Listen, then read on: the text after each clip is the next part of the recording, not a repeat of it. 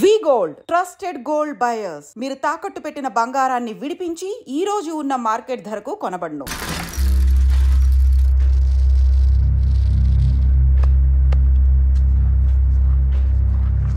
చెప్పండి అన్న. అన్ని సమస్యలు పోలీస్ స్టేషన్లో పరిష్కారం కావు రెడ్డి, కొన్ని మనమే చూసుకోవాలి. పంట ఎదగాలి అంటే పొలంలో నీళ్లు పారించాలని పెద్దోళ్ళు అంటారు. అదే పంట చేతికి రావాలంటే రక్తం పారించాలని అడవిలో వాళ్ళంటే అట్టే. కానీ ఇందులో మన తప్పేం లేదు, అందుకు మనమేం చేయలేం. ఊర్లో అన్నిటికీ పెద్ద అడవి, ఏది జరిగినా నీ చేతుల మీదగానే జరగాలి. అర్థమైంది కదా? పదరా.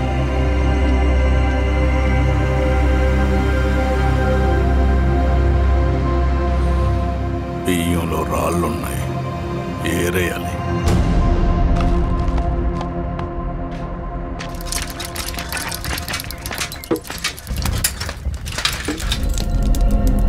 నమస్తే నరసింహ. నమస్తే నమస్తే. ఓ లీటర్ పాలు పోయి. సుబ్బన్ అంత బాగున్నారా? అవునా?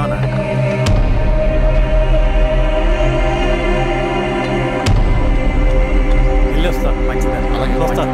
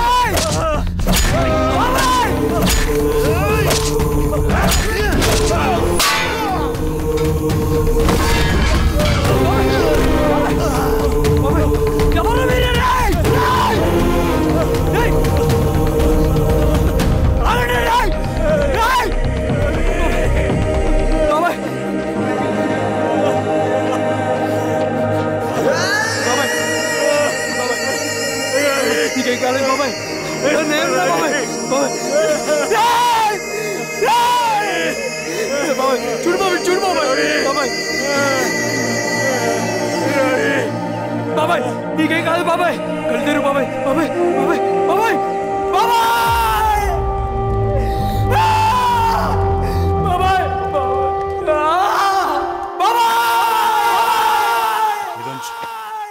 ఏం దెబ్బ కొట్టావు బారెడ్డి? ఒక దెబ్బకు 2 పిట్టలు. ఎలక్షన్స్ ఏకగ్రీవం.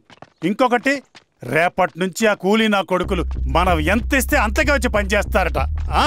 సర్లేండి బాబాయ్, వదిలేయండి. ముందు ఆ ఖర్చుల సంగతి చూడండి. నమస్తే సార్. నమస్తే గిరిధర్ గారు. మీరు ఇలా చేస్తారని కల్లో కూడా ఊహించుకోలేదు ఈశ్వర్రెడ్డి గారు.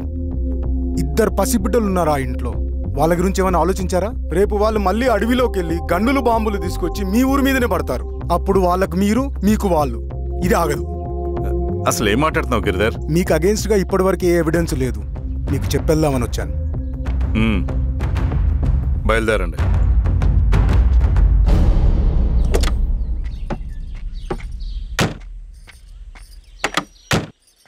రవి,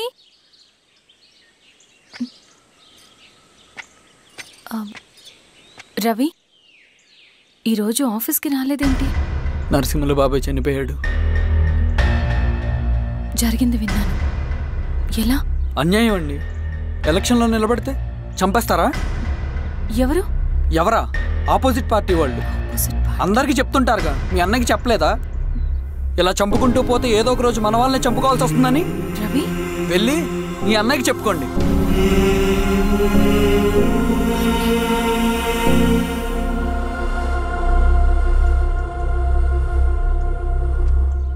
అన్నయ్య,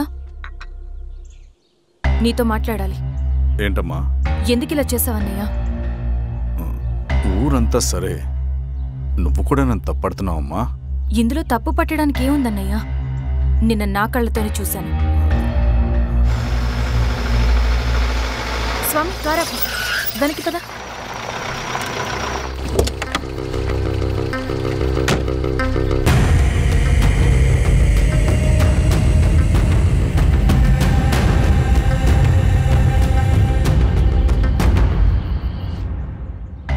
జీవితంలో కొన్ని సందర్భాలుంటాయి, మనం నిజం చెప్పిన అబద్ధం అయిపోయే సందర్భాలు. ఆ వచ్చిన వాళ్ళు ఎవరు ఏంటి అన్నది నీకిప్పుడు చెప్పిన అర్థం కాదు. నిజం నిలకడగా నీకే తెలుస్తుంది. నువ్వే ఇదంతా చేసినట్టు తేలితే మాత్రం నిన్ను జీవితంలో క్షమించలేనన్నయ్యా.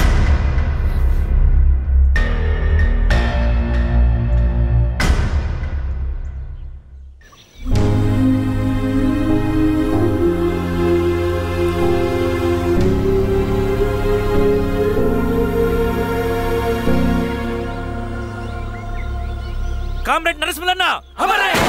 కామ్రేడ్ నరసింహన్న అమరే! కామ్రేడ్ నరసింహన్న అమరే!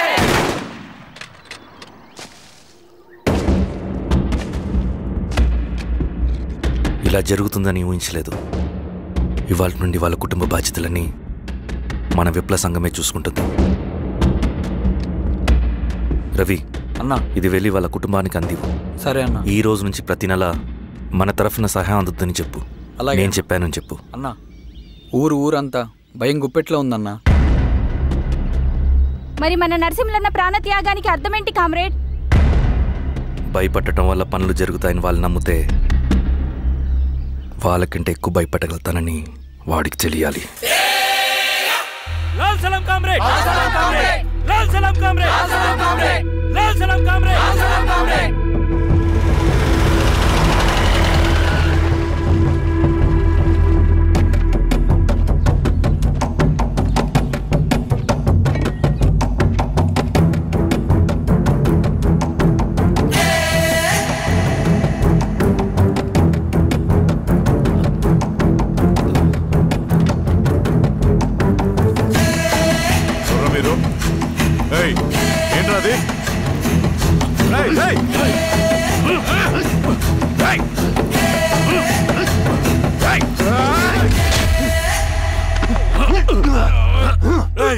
ఎవరు మీరు?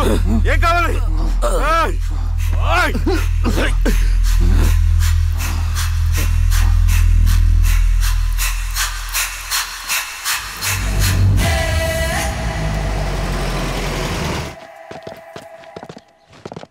సార్, మన పోలీస్ టీం అడవంతా జల్లెడ పడుతున్నారు sir. You don't worry sir. చూడు ఇన్స్పెక్టర్, సాయంత్రంలో పేశ్వరయ్య ఇంట్లో ఉండాలా. వాడికి ఏమైనా అయితే మీ డిపార్ట్మెంట్లో ఏ ఒక్కడిని విడిచిపెట్టను నేను. అమ్మా, వాణ్ణి కలవటానికి వచ్చాను నేను. ఇంతలో ఇలా జరిగిపోయింది. నువ్వు ధైర్యంగా ఉండమ్మా. సార్, ఈ కంప్లైంట్ మేడం సైన్. ఇదిగో, దీని మీద సంతకం పెట్టమ్మా.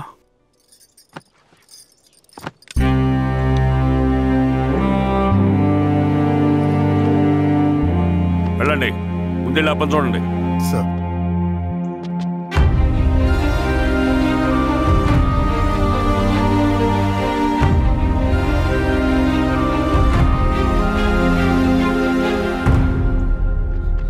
అయ్యా అయ్యా అయ్యా, మన పొలంలో అయ్యా. ఏమైందిరా? ఈశ్వర్య శవం శవం శవం. చల్లారెడ్డి, పదమా.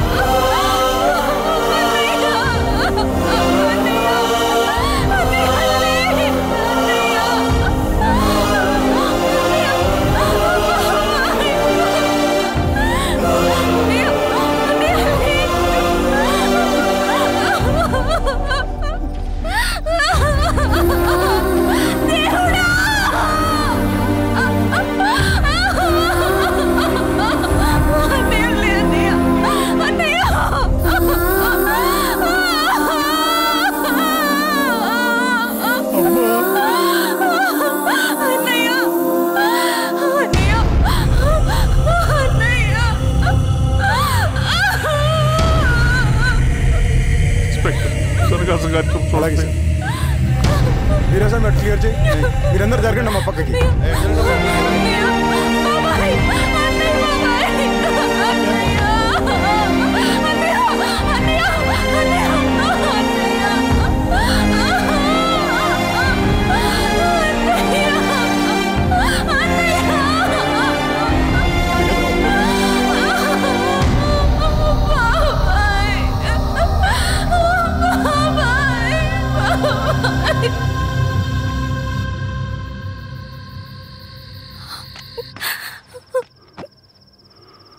ఊరుకో అమ్మా, ఊరుకో.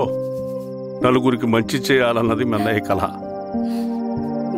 అలాంటి వాడిని పొట్టను పెట్టుకున్నారు. ఆ కళ మధ్యలోనే ఆగిపోకూడదమ్మా. ఇందులో సంతకం పెట్టు. బాబాయ్, మీ అన్నయ్య ఆత్మ శాంతించాలంటే నువ్వు ఈ పని చేయక తప్పదమ్మా. కానీ బాబాయ్, నేను ఈ పరిస్థితుల్లో... అమ్మా, పరిస్థితులు చక్కబడాలంటే మనం పవర్లో ఉండాలి. ఇదిగో, నువ్వు పెట్టిన ఒక్క సంతకం చాలా మంది జీవితాలు మార్చింది. నువ్వు పెట్టబోయే ఈ సంతకం ప్రజాస్వామ్యాన్ని బతికిస్తుంది. పెట్టమ్మా.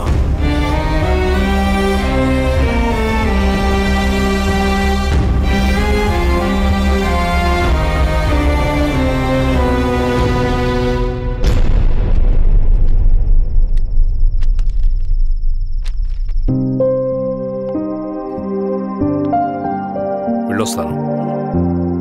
రండి.